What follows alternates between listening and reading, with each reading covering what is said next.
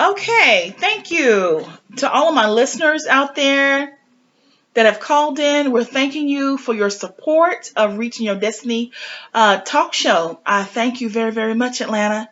And we also had a very special guest on from Indiana, Indianapolis, Keith and Taiwan Brown. Thank you so very much for coming on the show as of last week. We want to thank you, thank you, thank you, and we wish you the best there in Indiana. And please keep tuning in, Indiana people, my fans that's there. Thank you. Keep tuning in to us, and we're wanting your response. We're thanking you, thanking you, thanking you, and we want to also thank our underwriter for sponsoring this show, and that is M5 Cosmetics and Boutique. And I'm sitting here as well with one of the owners, Hello.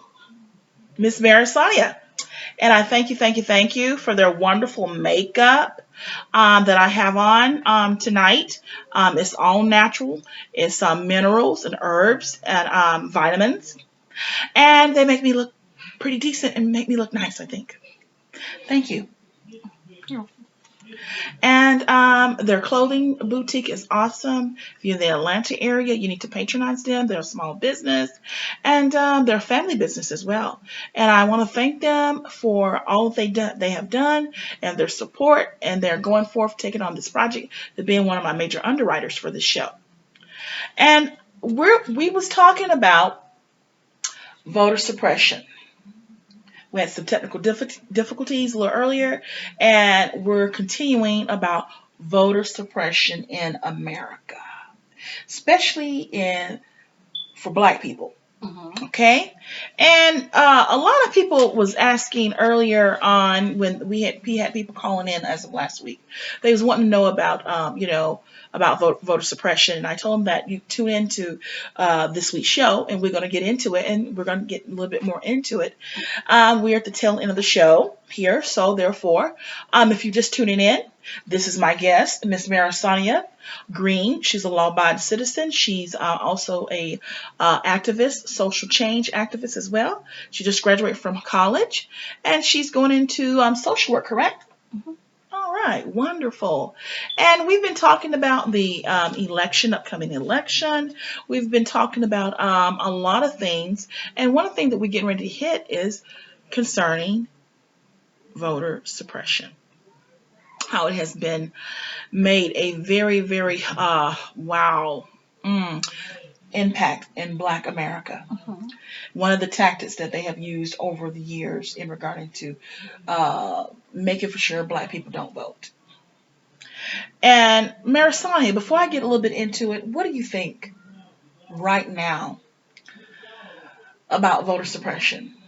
I just think that it's something serious and it's something that people should really look into because some people they might have a fear or they might not want to vote because of the things that happened in the past. So Yes, they base it off of reality in the future, but it can be different. So we should just take our time and we should just go out and vote and make a difference. absolutely. I highly agree with that. And how Black voter suppression is targeted. Now, we're going to just go through some highlights about how the voter suppression is targeted. I want to go first. I want to say the majority over a period of time, a study has been known, and it's facts, that voter suppression targets students. Students that's in universities, students who are going forth to going ahead and get an education like yourself that you've done in major colleges, HBCUs especially. Okay, and the voter suppression policy wipes out millions of Americans, okay, of their constitutional rights. There's series of policies, okay? Let's just be clear. There's series of policies in regarding to about voter suppression in regarding to targeting Black Americans. We have voter ID law. We have poll closure. We have gerrymandering. We have purging registration. It's lethal. This is no joke. This has been the test of time. This has been one of the oldest strategies that have suppressed the black votes for hundreds of years. And wiping out communities. This is the effects of voter suppression in black communities, is wiping out communities, black communities. Voter suppression in massive uh, students, the so-called student ID invalid. Okay, you come to the poll and you have your student ID, and that's the only thing that you have, Marisonia, and they say, oh, this is invalid. That's another target of voter suppression. And some of the states who really, really have just saturated voter suppression, of course, is the South. South Carolina being a state, Tennessee, Texas, Arizona, Georgia, on many campuses. On one side of the campus, you have your liberal power. On the other side of your college campus, you have other type of powers to dilute the vote. These are some of the tactics that many uh, voter suppression have used over the years. And, I always tell people, you got to check your voter registration card. You need to check it thoroughly, and you need to check it very often. And not only just that, make a copy of your voter registration card. Take your voter registration card to the polls with you, okay? Students have the power to change. This living proof that you students that's out there that's in college, you have the power to change what's going on in America. You guys are the game changers. There's a young lady that's sitting here right now that we're interviewing, Miss Marisonia Green. She's a game changer, and she is a former college student, and she's a game changer, so you can do it as well. And I just also want to go forth, and I want to go forth and talk just a little bit about Marisonia, about the Voting Right Act of 1965, which was a very, very significant time in our history that we're dealing with, where this Voting Right Act was signed into law August 6, 1965. Victory for civil rights movement strategies that has been used by white supremacists to disenfranchise black citizens, including provisions to facilitate and the registration of new voters as well. And together with Civil Rights Act of 1964, voting rights also ended the most legal forms. Now, did you hear what I said? Most legal forms. It ended most legal forms of white supremacy. Now, that's not saying that everything ended. Racial discrimination still exists. That the structures have been embedded into society even now. So we're still, Marisonia, have some racial structures that have been embedded into society right now that holds a lot of weight, that also promotes, and which is the core of this voter suppression. You said it all too earlier. You couldn't have said it no better than what I heard you say, that we got to go out and vote. And yes, we got to go out and vote, because voting is your lethal weapon that you have, the most powerful and the most lethal weapon that you possess when it comes to making your voice heard. Now, what's missing from American textbooks that the millenniums did not even go forth to learn? It was not taught. It was meant not to be taught to you. That I'm going to hit on some highlights in regarding to the Voting Rights Acts of 1965. Long before Voting Rights Act, the Reconstruction launched in the vibrant periods of democracy in the voting rights. Women and children and men accompanied women and children went along in the black communities to go vote, and some of the women took weapons. They wanted to protect their families. And black voting rights have been attacked. Oh my gosh, this goes throughout history. as we know that Black Americans' political power have gained during the Reconstruction was overthrown by massive fraud and domestic terrorism. From the end of Reconstruction through 1965 Voting Rights Act, white supremacy, okay, used numerous attacks to keep blacks, from their constitutional rights of voting. And the textbooks generally list the Jim Crow laws, which you've also, very well about, right? You studied. And also they practiced of the grandfather clause, illiteracy test, poll tax, economic terrorism, violence backed up these strategies, which was the ultimate barriers to suppress the voters, to suppress the vote, excuse me. And the late great Fannie Lou Hamer, which I had spoken a little earlier about, she was a Mississippi sharecropper.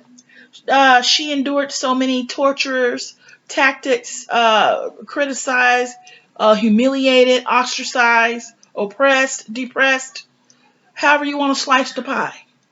It all going to come back in being equaling up to voter suppression.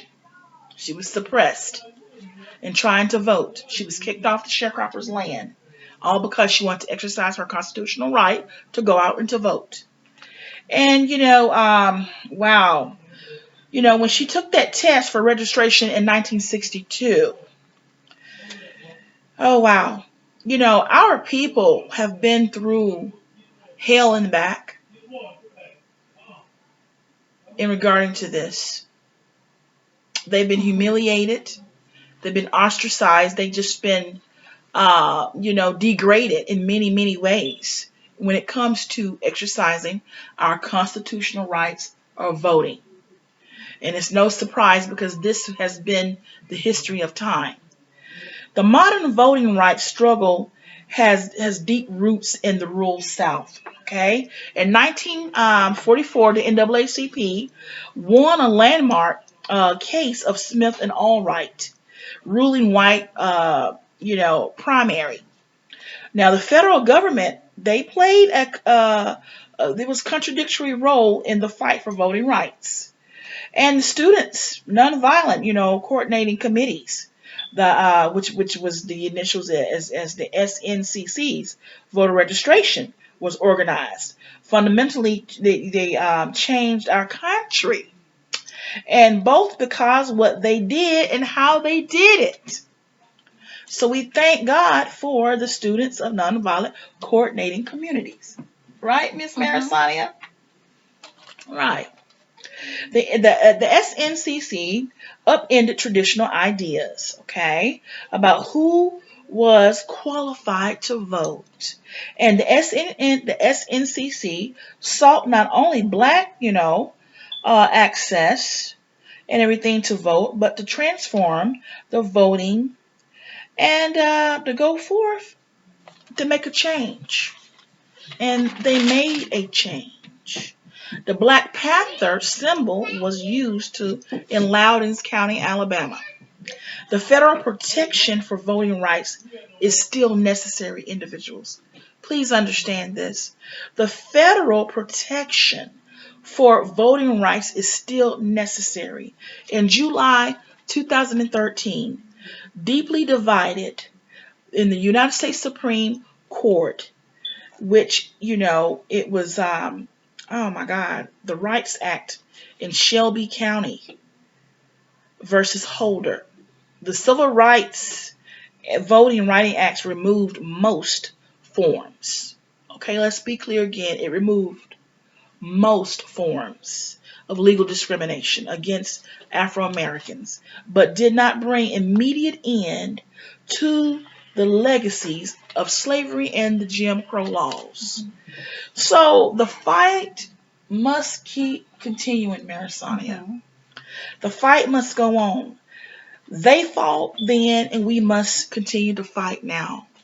Because I'm reminded, I'm just very moved right now, and I'm reminded of Ella Mae Baker's Echo of 1964. And it goes a little something like this.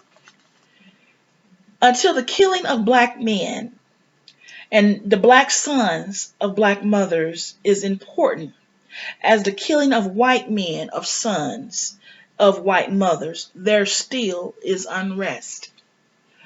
And on that note, I want everybody to know something. It's critical, very critical for you to vote. And it's critical not only for you, but for your next generation. All lives matter. All black lives matter. Until black lives matter, there will be unrest in the nation. There will be unrest in the nation of America because the black American history is woven into America's history. It cannot be swept underneath the rug. It cannot be buried, tucked away. Because once we peel the banana back, once we slice the pie, and however you slice it, in the equation is black American history. We're all in the melting pot together. And for change, and for justice, and for equality for all, there will not be unrest among the shores of America. And we can't stress enough, Marisania, how important it is for young people like yourself who are young, gifted, and intelligent and is black to get out and to vote. I love your shirt, and I want people to notice your shirt. I love your shirt. Will you please stand up and show people your shirt? It's very, very significant for such a time as this. This is a lady by the name of Shirley Chisholm, who ran in 1972 for presidency. I love that shirt. That says it all, Marisania. That says it all. We can do this, and we shall do this. We can do this in mass numbers. Get out, get out, get out, get out to the polls, get out to the polls and vote, because your life really do depend on your vote. It depends on how you're going to live. It determines how you're going to live for the next time around. It's going to depend on how you're going to live and your children and your children's children. Marisania, would you like to add anything? No, thank you. Well, Marisana, we thank you very much for joining here on our broadcast tonight, Reaching Your Destiny with Alicia. We want to thank each and every listener for tuning in today, for all our supporters. We're thanking you and thanking you and thanking you. And on next week, we're also gonna have other important guests to come on our show because we're still in continuation of our series of racial injustice in America. So I thank you very much for everyone that has tuned in to Reaching Your Destiny with Alicia.